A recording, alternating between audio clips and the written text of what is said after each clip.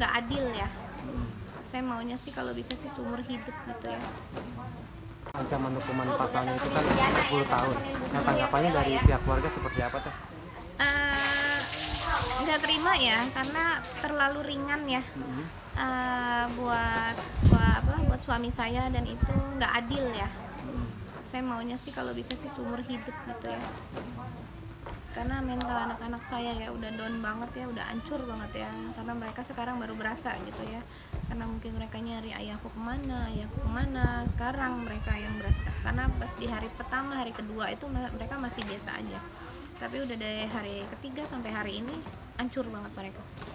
Sampai hari ini kondisi sang anak-anak itu masih mencari ayahnya? Masih mencari. Apa yang ditanyain? Semalam dia tanya, nggak ada lagi yang kelitikin aku. Saya bilang, mami aja yang kelitikin, nggak mau. Aku maunya sama ayah. Kemarin dia nendang tembok, dia teriak-teriak, aku benci gimbal gitu.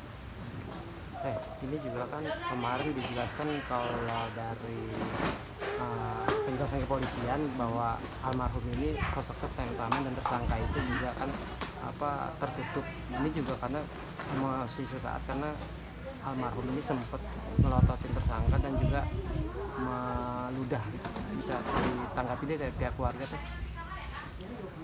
Saya nggak terima karena suami saya bukan orang yang temperamen. Karena saya tahu banget, karena dia selalu ngajarin sama saya, sekecil apapun berantem sama orang gitu atau tersinggung sama orang, jangan main fisik gitu kan. Itu selalu ngajarin ke anak-anak saya juga kalau misalnya main meludah gitu pasti dimarah sama almarhum gitu, nggak boleh, itu nggak sopan, itu diajarin. Dan saya juga tahu karena sifat sama karakter suami saya itu nggak seperti itu. Yang saya tahu selama ini pelaku yang suka melotot sama saya. Saya sering ngomong sama suami saya bilang, tadi saya ketemu sama gimbal tapi dia melototin saya bilang gitu kan. Dia bilang suami saya muda, sinis gitu kan. Enggak, yang ada dia itu yang suka melotot. Dia itu suka melotot pokoknya kan. Kalau untuk dendam saya nggak tahu dendam apa gitu kan. Harusnya ya untuk dendam sama sakit hati harusnya saya sama keluarga dia, karena selama ini suami saya itu dihina sama dia. Di dalam keterangan kemarin kan menyebut bahwa tersangka sudah menyimpan dendam sejak 2019, tepatnya ketika ada hajatan, gitu kan. Dengan menebang pohon tanpa izin di pekarangan tersangka. Bisa dijelaskan atau diluruskan terkait dengan informasi itu? Untuk 2019 nggak ada acara, nggak ada hajatan ya.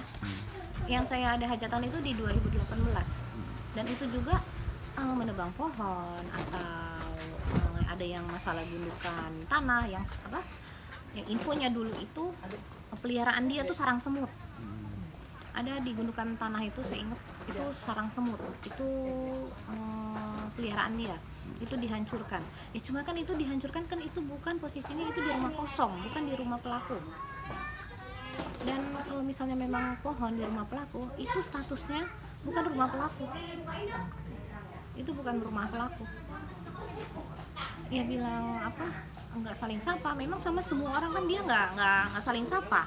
Bukan sama suami saya saja, sama semua dia nggak saling sapa. Bisa tanya sama tetangga, dia hanya saling sapa cuma sama tetangga dia sendiri. Cuman tapi sesama warga yang lain gitu, dia tidak membau dan tidak saling sapa. Nah, kalau tersangka itu tinggal di rumah sendiri itu atau itu memang rumah orang lain ditempatin dengan tersangka? Rumah orang lain ditempatin tersangka. Dia istilahnya numpang. Oke. Kontrak. Kasarnya numpang ya. Menumpang. Kalau kontrak bayar kan ya. Numpang.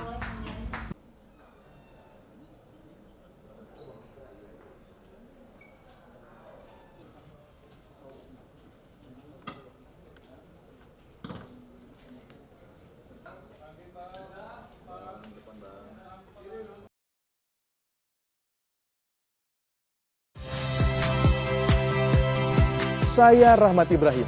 Saksikan program-program Kompas TV melalui siaran digital, pay TV, dan media streaming lainnya. Kompas TV, independen, terpercaya.